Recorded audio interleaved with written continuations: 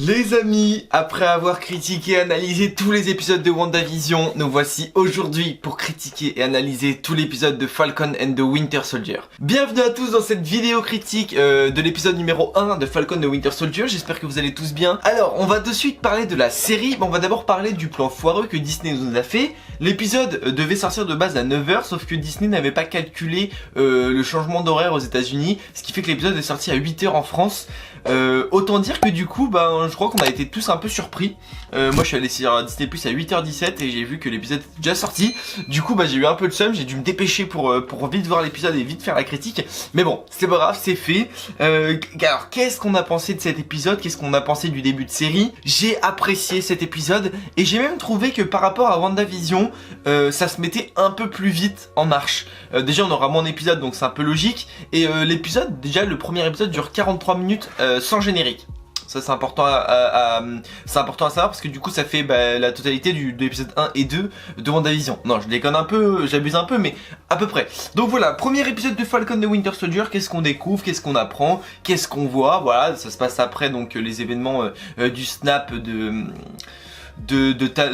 Hulk lorsque tout le monde revient, la bataille après Thanos, etc. En fait on le voit d'ailleurs avec toutes les productions Marvel, que ce soit WandaVision, Spider-Man Far From Home, cette série là, on voit que en fait tous ont été impactés par le snap, par le blip. Tout le monde est de retour. On voit le retour à la vie normale pour tout le monde qui se fait très mal du coup parce que Wanda a mal encaissé ça. On voit que le Faucon l'a mal encaissé. On voit que le Faucon ça va, mais il se rend compte des problèmes que ça cause, notamment pour l'achat, pour les assurances, etc.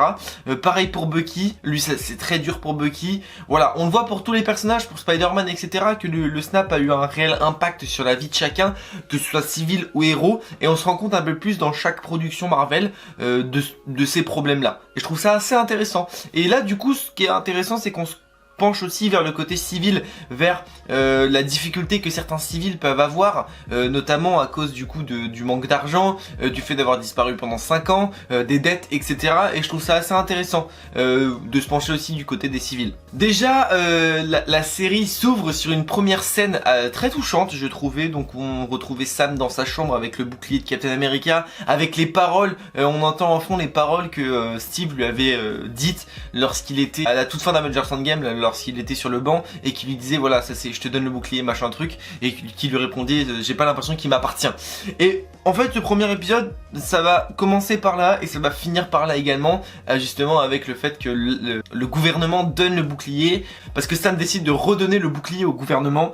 Il trouve que ça lui va pas, que c'est pas à lui de l'avoir et sa place est dans un musée avec le musée de Captain America. Sauf qu'on se rend compte que le gouvernement n'a pas la même idée et eux leur but c'est de récupérer le bouclier pour pouvoir recréer un Captain America. Donc l'US Agent, on le voit à la toute fin et on voit que c'est là peut-être où Bucky et Sam vont se rassembler parce que pour le moment on l'a pas vu. Et j'ai trouvé ça intéressant d'avoir un épisode où les deux personnages sont séparés. Ça permet de développer un peu plus par exemple la famille de Sam, et pareil pour Bucky de développer son stress post-traumatique justement du snap, etc. Et je trouve ça très très cool. Alors on va donc directement analyser tout ça. On voit que Sam a signé un contrat et est de retour chez l'US Air Force. Là pour le coup on n'a même pas le temps de respirer que direct on a une scène d'action où justement il se bat dans les airs contre Batroc. Batroc ennemi de Captain America je crois, donc c'est dans Captain America 1 ou 2 je sais plus, au tout départ là où il se bat, je crois que c'est Captain America Soldat de l'hiver, au tout départ quand il se bat contre Batroc. Voilà, on voit que Sam est de retour avec l'US Air Force, qu'il est là pour se battre avec l'armée, qu'il a besoin de se rendre utile, qu'il a besoin d'argent aussi, parce que justement il explique au mec de la banque que bon c'est pas quand t'es héros, c'est pas parce que t'es héros que t'as beaucoup d'argent, au contraire c'est un peu sous forme de bénévolat. On voit aussi que l'usage de Red Wing est beaucoup plus utilisé et beaucoup plus important, c'est-à-dire qu'il l'utilise vraiment pour se battre. Je trouvais ça assez cool par rapport au précédent où il l'utilisait très peu et là on voit qu'il l'utilise vraiment beaucoup. On voit ensuite les premières apparitions justement des Flag Smashers, donc ça va être les grands méchants de la série normalement, cette bande de Flag Smashers avec Zemo, avec peut-être Batroc parce que du coup on sait qu'il est pas mort. On voit que du coup il y a un agent infiltré qui travaille donc avec Sam, qui s'infiltre dans les Flag Smashers pour pouvoir voir comment ça ça fonctionne, qui est le chef, etc. Sauf que lorsqu'il trouve, il se fait démonter la gueule par un type qui a l'air d'avoir quelques pouvoirs quand même, parce qu'il met quand même un coup de pied, le type arrive dans le poteau, donc il a l'air d'avoir une sacrée force le garçon. Après quel pouvoir, qui est-il, je sais pas vraiment, mais à voir, ça peut être très intéressant en tout cas. Peut-être pourquoi pas un autre soldat de l'hiver, ou j'en sais rien. On voit qui sont les méchants, on rentre directement dans l'action, c'est quelque chose que j'apprécie sur une série de ce genre là. Après bon, on retourne aux States justement, où Sam fait son sacré discours pour inaugurer Captain America, pour lui redonner son bouclier, pour lui redonner ce qui lui va de droit et ce qu'il n'accepte pas de garder, parce que justement il dit que ça ne lui appartient pas, donc il le donne au gouvernement, sauf qu'il s'attendait pas à ce que le gouvernement fasse de ce bouclier. Pour Sam, sa raison était que le bouclier ne lui appartient pas et il appartient à une seule personne, et c'est Captain America et personne d'autre. Ensuite également je trouvais ça cool, on voit James Rhodes pendant le discours de Sam. Alors ça, ce qui est intéressant je trouve à voir, c'est qu'en fait James Rhodes et le Faucon sont dans un sens un peu similaire. On avait James Rhodes qui était le bras droit de Iron Man, de Tony Stark, et à l'inverse Captain America c'était Sam, son bras droit. Je trouvais ça assez cool de voir les deux personnages se réunir, surtout qu'il y a eu un combat où justement où il s'était affronté tous les deux en Civil War, qu'il avait fait en rendre handicapé. On voit qu'il n'y a pas de rancœur.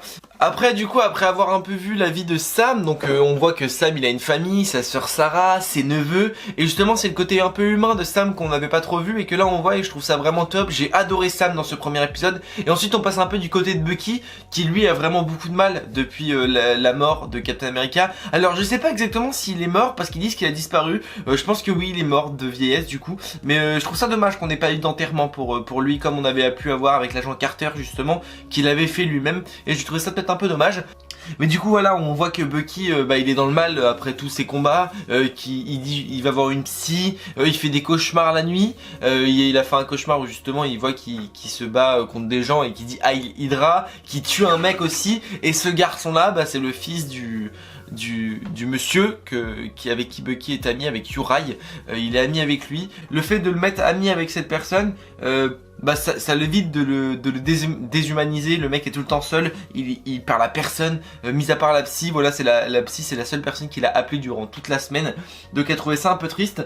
Bucky essaye de faire sa rédemption, essaye de servir comme il le peut sans tuer personne. Il a des règles à respecter et il a été blanchi par l'État justement pour des troubles psychologiques je crois, et donc justement il doit faire des missions, faire des missions, il a envie. Et du coup il se rend utile en ne tuant personne, en démasquant d'autres personnes qui faisaient partie d'Hydra aussi, justement avec la meuf là dans la voiture. Et je trouve ça cool, c'est vraiment... En fait ce mec il a du mal. On voit que dans ses contacts il a Sam et que Sam lui a envoyé pas mal de messages mais qu'il a jamais répondu. Donc voilà, on a vraiment un petit... Voilà, un Bucky très triste, très solitaire, qui se rapproche d'un vieux et qui a tué son enfant mais sans le vouloir vraiment, parce que du coup il était contrôlé par Hydra. Sauf que ce monsieur est très touché par la mort de son fils, et surtout il est très touché par la façon dont il est mort, parce qu'il ne sait pas comment il est mort. On aura peut-être Bucky qui lui dira que c'est lui, mais du coup ça va faire qu'ils seront plus du tout amis. La personne avec qui il se rapproche, donc la femme qui travaille dans le restaurant asiatique, voilà, peut-être qu'elle va plus du tout vouloir lui adresser la parole, parce que elle va être triste pour le monsieur, parce qu'elle est assez proche du monsieur. On voit Bucky qui essaie de s'ouvrir au monde, qui a un rendez-vous galant avec cette femme. Ce que je trouvais cool donc dans la série, c'est justement le véritable incident du Snap sur les civils. Et lui il pensait qu'avec ses pouvoirs, enfin avec sa notoriété justement de Falcon, il pouvait se donner le droit de pouvoir gratter un peu d'argent à droite à gauche, et de pouvoir justement demander des prêts à la banque. Sauf qu'il va se rendre compte que non, c'est pas possible, que le Snap a réellement impacté toute cette vie sociale, cette vie économique, un peu comme le Covid le fait chez nous. Mais voilà, ce Snap lui a fait que tout le monde ne peut plus demander d'argent. Si t'as pas eu de revenus, c'est très compliqué, on peut pas faire de prêts. Donc les gens doivent se sentir comme ils le peuvent. Il voit qu'il se fait recal de partout, et donc c'est assez compliqué pour tout le monde. Et c'est une affaire familiale en plus, le bateau, les poissons, etc. C'est une affaire familiale, ils le disent. Donc c'est assez, c'est les attristes, et Sam fait tout pour pouvoir récupérer ce bateau et ne pas le vendre. J'ai trouvé ça sympa aussi de découvrir un peu la vie humaine, on va dire entre guillemets, de Sam, sa vie de famille, parce qu'on les avait pas vus en fait, et je trouvais ça très cool de pouvoir voir un peu l'humanisme des personnages. Bucky c'est pareil, on voit son humanisme, on voit lorsqu'il est ami avec des gens, et puis à la toute fin, on voit que Sarah appelle Sam à regarder la télé, et là sur la télé, on voit justement le mec, donc je sais plus qui c'est, Mais on voit le mec qui parle et qui inaugure le nouveau Captain America, soi-disant le US Agent. Et il y a un plan sur le US Agent avec son bouclier. Et j'ai trouvé ça très bien parce que du coup ça veut dire que on sait que ça va pas plaire à Sam parce que Sam serre les poings comme s'il a eu envie de péter la gueule. Et je trouvais ça cool, donc on sait que le US Agent ne va pas forcément être ami avec Bucky et Sam. Et on se doute aussi que Sam et Bucky ne va pas forcément être amis avec le gouvernement parce que le gouvernement donne le bouclier alors que lui avait dit de donner à personne. Il le donne et il avait donné la parole et puis finalement il le donne, donc trahison.